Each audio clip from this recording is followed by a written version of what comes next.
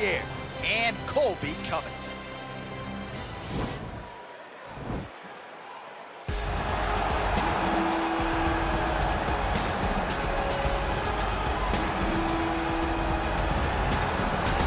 Sometimes lost in the shuffle of all that is Colby Covington, we don't talk enough about just how elite a welterweight this is. Realized the UFC interim welterweight title back in the day, and he's a guy who many people believe on any given Saturday night, he can be the top 170-pound fighter in the world. Absolutely, and it's the work ethic. It's the work ethic of Colby Covington that stands out.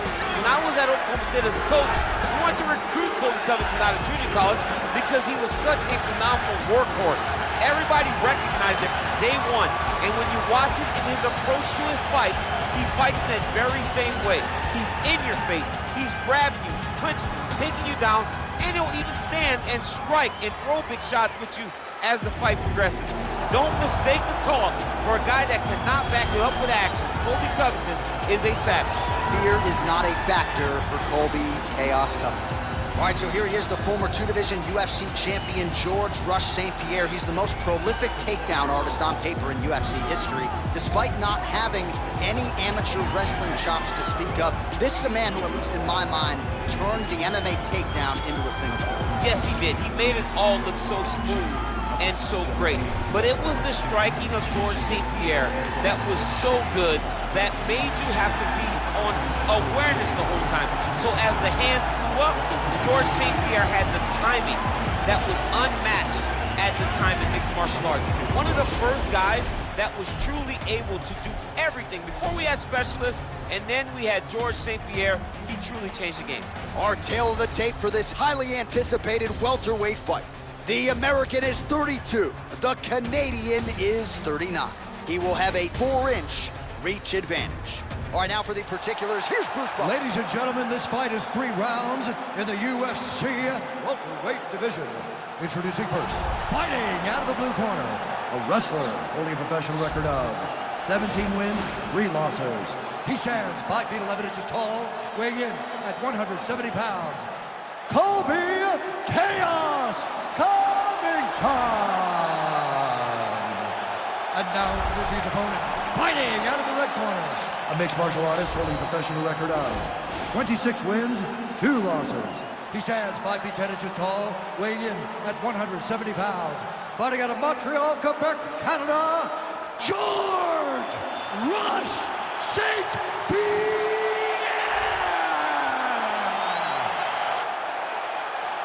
And when the action begins, our referee in charge, Herb Dean. Herb Dean, third man in the octagon for this one. Ready.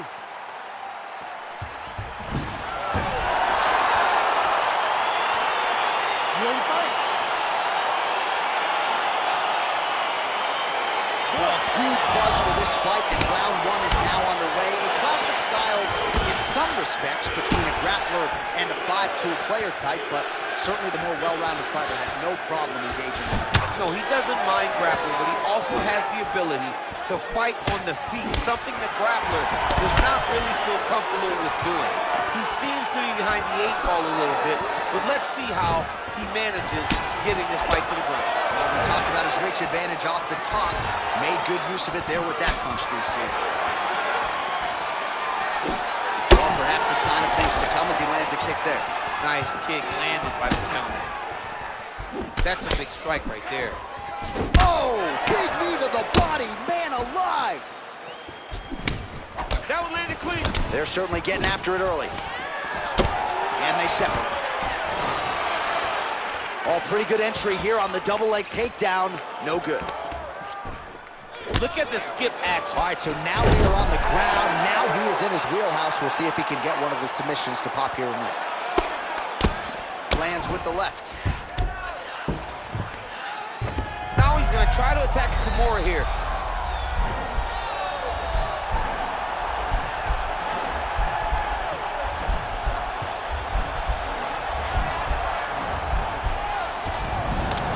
Nicely done. Strong bottom work here, staying busy. All right, so he postures up here and now figures to rain down some ground strikes. Yeah, the ground and pound will be aplenty from this position. Just over 2 minutes to go. Well, he's staying pretty effective here, fighting off of his back. Nice strike landed there by the bottom by Covington. All right, he's very comfortable fighting off his back, DC. Now looks like he's trying to hip escape. Yeah, he's trying to hip escape or maybe look for a Kimura here. All right, so you got to be careful playing on the ground with this guy. You don't want to mess around for too long. A lot of top pressure being applied here as he works out of side control. Now looking to do something with that left arm. He's isolating a Kimura attack. Notice he'll pick up his left leg, step over the head to get his opponent on his hip. Once he gets him on his side, he'll start to apply pressure to try to get the finish. The Kimura is not... And he's out. Working off of his back here. Looks like he may try to hip escape.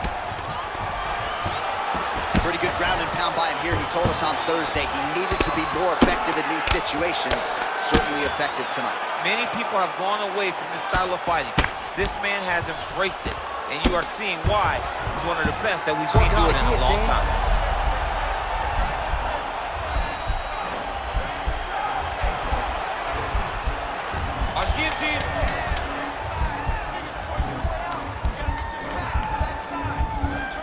Oh, and there's the horn at the end of the round. So the fighter was really caught in a submission there just as the horn sounded. Safe to say he was saved by the bell there. So back to the stools they go. 60 seconds to recover here. We're going to fight on, ladies and gentlemen. Another round coming up. All right, so there's the horn. That means it's the end of the round, and a lot of good offensive wrestling work from him over those previous 5 minutes. I mean, great offensive wrestling. Every time he changed levels and got to his opponent's legs, he was able to secure the takedown. Let's see what type of fatigue his opponent will carry into the next round. Ready to fight? Ready. Second round here. Well, we talked about that reach advantage as you see him land the straight punch there. Great job using his length in that situation. All right, so he's landed some good shots tonight, but this is not a combo meal, right? No three-piece, no soda. It's one and done more often than not. John, don't you come to me without a combo. I want the whole platter. Give him the whole platter, young man. Put some punches together. Make this guy take the whole thing. Give him more than one strike. You have now found a setup punch. The jab is landing consistently. Find something that's going to go behind it. All right, so a near-perfect entry there, and finally he gets his first takedown of the fight, and they say if at first you don't succeed, try again, was able to get him down. Persistence pays, and that's what we saw with this young man. Over and over, he shot for takedowns, he tried to mix it up, and he got defended. But eventually, he got it done. Now, what does he do with this top control? Well, he's got his back now.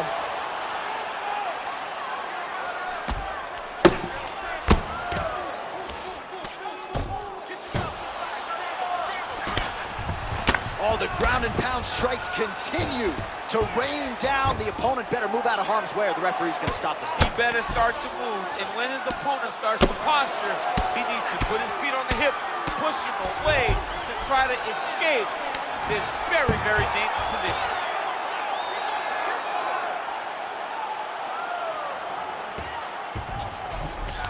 All right, bottom fighter here, maybe looking to hip escape, DC.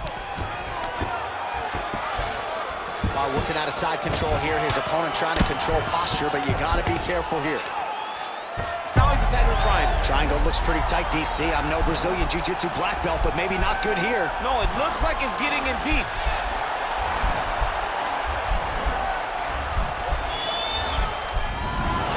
Then he's out. Right now, it looks like he may be trying to set up an arm triangle choke. He needs to secure the left arm, push it across, and secure it with his head. Watch triangle, watch triangle.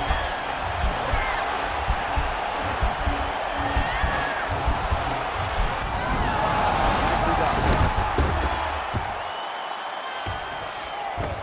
Under a minute now to go round 2. Oh, really nice work to keep busy off of his back as he lands some more offense here from bottom. Solid strike on the ground. He's putting him in exactly the positions he needs to be in right now. He's able to relax here. And he understands, being a veteran of so many fights, that as long as he's on top, he's winning. He feels like he's winning here. All right, there's the clapper. 10 seconds to go. Goes to the body there. All right, let's take a look back at some of the replays from that last one.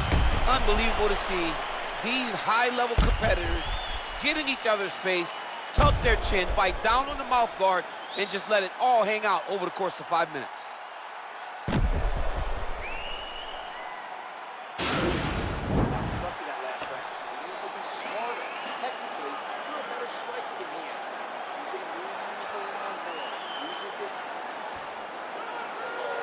You ready to fight? You ready? All right, so here we go. Third and final round. He's lucky his head's still attached to his body. The last time I saw an uppercut like that, it was Overeem versus Ngannou, and you know they still haven't found Alistair Overeem's head. All right, he's trying to control posture here. Now trying to hip escape. He's just trying to move out of this position off the bottom. Lands a strike now from the bottom. Nice work there by Covington. Man, this is some serious ground and pound here, DC. He's not just staying busy for the sake of staying busy. These strikes are doing damage. Oh, yeah, no pity pat to this guy. This guy's trying to land, and he's trying to land effective strikes. All right, close guard now. You got to be careful, though. He's got a lot of submissions off his back. Back to the feet now. GSP gets caught with that punch.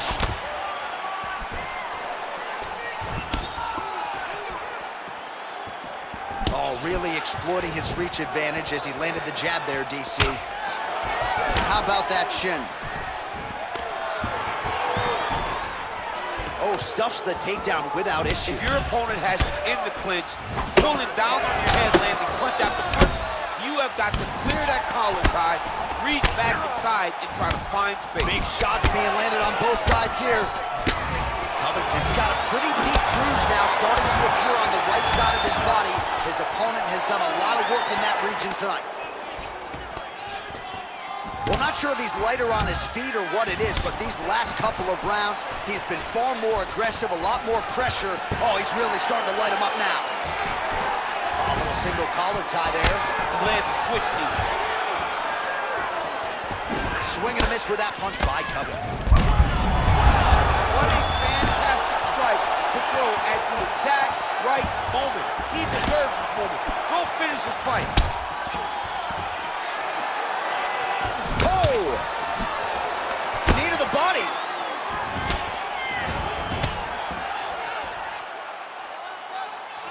Here's the kick blocked by Covington. Look at the control of the posture. Unbelievable.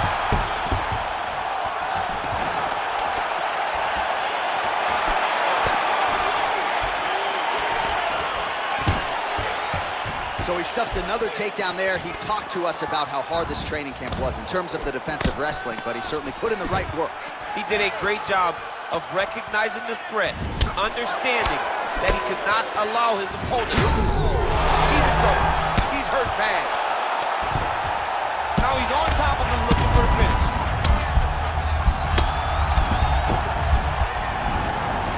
Oh, he got him hurt bad. All right, a good ground and pound by him here, certainly staying busy, and not just busy, but effective. You can just throw punches to keep the referee off you. This guy is throwing punches to be effective, to throw damaging strikes. He's doing a fantastic job. All right, so the fighters go the distance here tonight, but it went a whole lot better for one of them than the other. Talk us through the replays, champ. Some decisions are different than others, and his striking really did separate him from the competition. He fought so well in the stand-up game that he should get a very easy decision. The official decision is in. Here's Bruce Buffer. Ladies and gentlemen, after 3 rounds, we go to the judges' scorecards for a decision. The judges scored the contest 30-27, 9-28, and 30-27. Declaring the winner by unanimous decision, Colby Covington. All right, nice job by him there, as he is your winner via unanimous decision. And sometimes I would think it's easier said than done to just leave the judges out of it. Dominant performance, and he gets his hand raised. Yeah, and if you gotta go to the judges, leave no question, right? Be the person that is so dominant that you know you're getting your hand raised. He did exactly that tonight.